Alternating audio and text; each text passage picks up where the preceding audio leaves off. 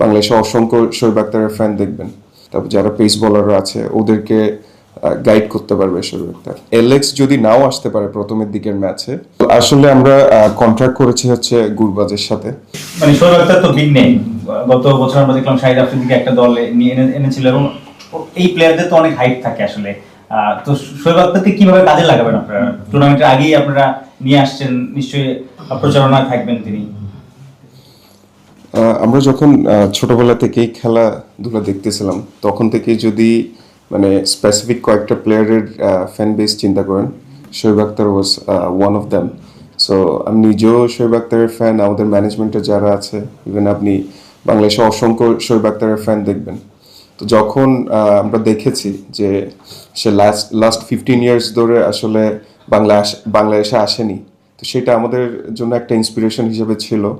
তো গত বছর আপনারা দেখেছেন যে শহীদ আফ্রিদি এসেছে। তো আমরা প্ল্যান করেছি এবার শোয়েব আক্তারকে নিয়ে আসতে, যাতে আমাদের ওভারঅল যেই বিপিএল এর যে সিনারিওটা সেটা আমরা চেঞ্জ করতে পারি। অ্যাট দ্য সেম টাইম আমাদের স্পন্সর পার্টনার যারা আছে তাদেরও কিছুটা রিকোয়েস্ট ছিল শোয়েব আক্তারকে নিয়ে। তো আমরা প্ল্যান করেছি যে আমাদের ব্র্যান্ডিংয়ের দিক থেকেও এটা একটা পজিটিভ ইম্প্যাক্ট ফেলবে, ওভারঅল বিপিএল এর উপর পজিটিভ ইম্প্যাক্ট ফেলবে। অ্যাট দ্য সেম টাইম আমাদের যেসব প্লেয়ারদের আমরা সিলেক্ট করেছি, বিশেষ করে তাসকিন, তারপর যারা পেস বোলাররা আছে ওদেরকে গাইড করতে পারবে শোয়েব আক্তার। পুরো থ্রু আউট দ্য সিজনে আপনাদের দলের সঙ্গে থাকবে? ওয়েল, আপনারা হয়তো গতকাল দেখেছেন যে উনি নেক্সট 2-1 দিনের জন্য আসবে। তো এবার আসাটার পিছনের রিজন হচ্ছে আমাদের স্পন্সরদের এন্ডোর্সমেন্ট, প্লাস হচ্ছে আমরা কিছু ফ্যান এঙ্গেজমেন্ট অ্যাক্টিভিটি করব। এর পরবর্তীতে আমাদের স্কোপ থাকলে আমরা আবার খেলার সময় নিয়ে আসবো ওনাকে। ওটা শিওর না আপনারা খেলার সময় থাকবে কিনা টিমের সাথে? যদিও আমাদের সাথে কন্ট্রাক্ট হয়েছে যে সেকেন্ড ফেজে আমরা আবারও নিয়ে আসবো, বাট ওটা পুরাপুরি কনফার্ম না। আপনি যেটা বলছিলেন যে শোয়েব আক্তারকে নিয়ে আসার দুটো কারণ, একটা হচ্ছে ব্র্যান্ডিং, সেটা স্পন্সরের বিষয় আছে, সেটা আপনার দলেরও যেমন আছে প্লাস বিপিএলও আছে। পাশাপাশি আপনি বললেন তাসকিনের কথা বা আরো যে পেস বোলার আছে তারা হয়তো অনেক কিছু শিখতে পারবে, কিন্তু আপনি তো কনফার্মেশন দিতে পারছেন না যে সে পুরো টুর্নামেন্টে থাকবে কিনা বা কতটুকু সময় থাকবে। সেই ক্ষেত্রে আসলে কি প্লেয়াররা কি কোনো ধরনের কোনো সুযোগ সুবিধা কি পাবে তার কাছ থেকে, বা কোনো টিপস পাবে? ডেফিনেটলি আমরা তো উনাকে মেন্টর হিসেবে যেহেতু নিয়েছি, উনি ওভারঅল সময়ে আমাদের সাথে কানেক্টেড থাকবে, সেটা ফিজিক্যালি থাকতে হবে নেসেসারি না। তো আমাদের প্ল্যান আছে উনাকে সিজনের সময়ও নিয়ে আসার, কিন্তু স্ক্যাজুয়ালের উপর বেস করে কখন আমরা আনতে পারি কি পারি না সেটা একটু কনফিউশন আছে। বাট তাসকিনরা যাতে উনার থেকে আপনার সাজেশন নিতে পারে, ইন্সপিরেশন নিতে পারে, সেই বিষয়টা আমরা এনশিওর করবো। ফিজিক্যাল না হলে সেটা অনলাইন এরকম ডেফিনেটলি। হ্যাঁ, দেশের বাইরে আসলে যারা ক্রিকেটার আছেন, আরএসএস থেকে শুরু করে অনেকে আইএলটি শেষ করে আসলে শুরু থেকে আসলে কে কে থাকছেন আপনার সাথে কথা বলছেন? আমাদের আরেকজন বিগ প্লেয়ার আছে, যেটা হোপফুলি আজকে বিকেলের দিকে রিভিল হবে পেজে। তো দুজনেই IL-T20-তে আছে। এখন আপনারা জানেন যে IL-T20-র ফাইনাল হবে 4 জানুয়ারি। তো সেক্ষেত্রে আমাদের কিছু ম্যাচের দিকে আমরা নিজেরাও কিছুটা কনফিউজ যে অ্যালেক্স কি আগে আসতে পারছে কি পারছে না। সে কারণে আমরা অল্টারনেটিভ আরও একটা বিগ নেম ওপেনার নিয়ে রেখেছি। হোপফুলি যে কোনো একজন চলে আসবে। তো সেক্ষেত্রে আমরা দেখা যাবে আমাদের সাইফ আছে, ওসমান আছে। ওসমান তো থ্রু আউট দ্য সিজনই থাকবে। তো অ্যাটলিস্ট মানে এলেক্স যদি নাও আসতে পারে প্রথমের দিকের ম্যাচে, সিমিলার টাইপের আরেকজন বিগ প্লেয়ার ডেফিনেটলি আসবে। সেটা কি বিপিএল তো কনফার্ম করবেনই, এখন একটু বলে দেন সবাই। মানে এখনই তো আমরা কি প্রচার করছি না আপনাদের হয়তো বা এখনই বিকেল হয়ে গেছে ভাই। অলরেডি স্কেজুলড। সেটা একটু বলে দেন, আমরা তো মানে বিপিএল জানি।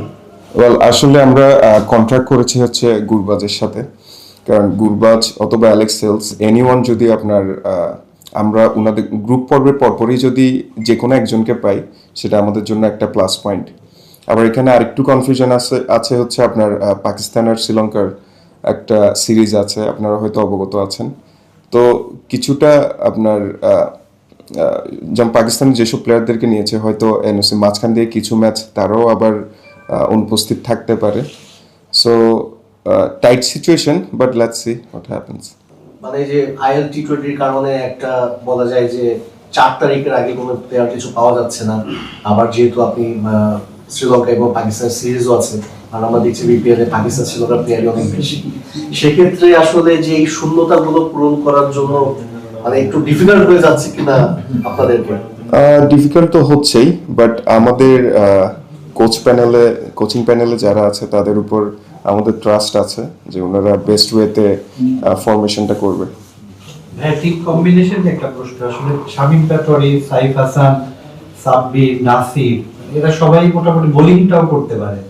সাইফুদ্দিন তো আছে প্রপার অলরাউন্ডার। এই যে 4-5 জন প্লেয়ার আছে যারা প্রয়োজনে বোলিংটাও করতে ভূমিকা রাখতে পারবে বাংলাদেশের উইকেটে, এটা কতটা আপনার টিমের জন্য বেনিফিটেড হবে? ডেফিনেটলি এটা আমাদের প্ল্যানই ছিল যে এবার আমরা একটু অলরাউন্ডারের দিকে বেশি ফোকাস করব। আপনারা হয়তো জানেন লাস্ট ইয়ারে আমাদের একটা বড় গোল ছিল প্রত্যেকটা সেগমেন্টে ফার্স্ট হওয়ার। তো মাঠের পারফরমেন্সের দিকে আমরা কম ফোকাস করার কারণে দেখা গিয়েছে মাঠের পারফরমেন্স কম্পারেটিভলি লেস ছিল, যদিও আমরা সোশ্যাল বা অন্যান্য প্ল্যাটফর্মগুলোতে অনেক হাইপ ক্রিয়েট করেছি, অনেক বেটার পারফর্ম করেছি। তো এবার আমাদের ফোকাসড হচ্ছে সোললি আপনার ফিল্ড কেন্দ্রিক। এই কারণে আপনি দেখবেন আমাদের যেসব প্লেয়ার সাইনিংগুলো আছে মানে most of them big name, আর কয়েকজন হয়তো আছে যারা আমাদের অপশনাল হিসাবে রেখেছি। তো এই যে সাইফ হাসানের কথা বলছেন কিংবা নাসিরদের কথা বলছেন, ডেফিনেটলি যদি আমাদের কোচ যদি মনে করে যে ওনাদেরকে দিয়েও কয়েক ওভার হয়তো করাতে পারেন, যদি এটা solely dependent on coach basically.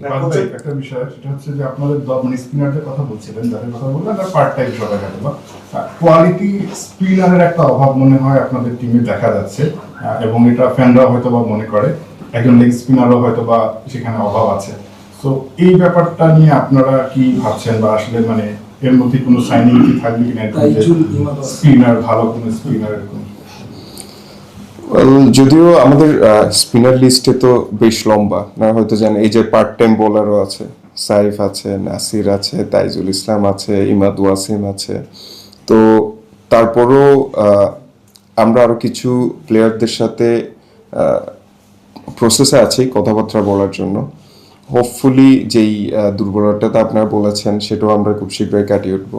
Atik ভাই, আপনার প্র্যাকটিস আসলে করতে শুরু করবেন মানে যেহেতু সিলেটে খেলা, আমাকে ঢাকা থেকেও শুরু করবেন, প্র্যাকটিস ম্যাচ খেলার পরিকল্পনা আছে কিনা আপনাদের? আমাদের সিলেট থেকেই করার প্ল্যান আছে। কত তারিখ থেকে? আমরা আজকে গতকাল সারপ্রাইজিংলি আপনারা অবাক হবেন, গতকাল বিসিবি থেকে ইমেইল আসছে 3:45-এর দিকে।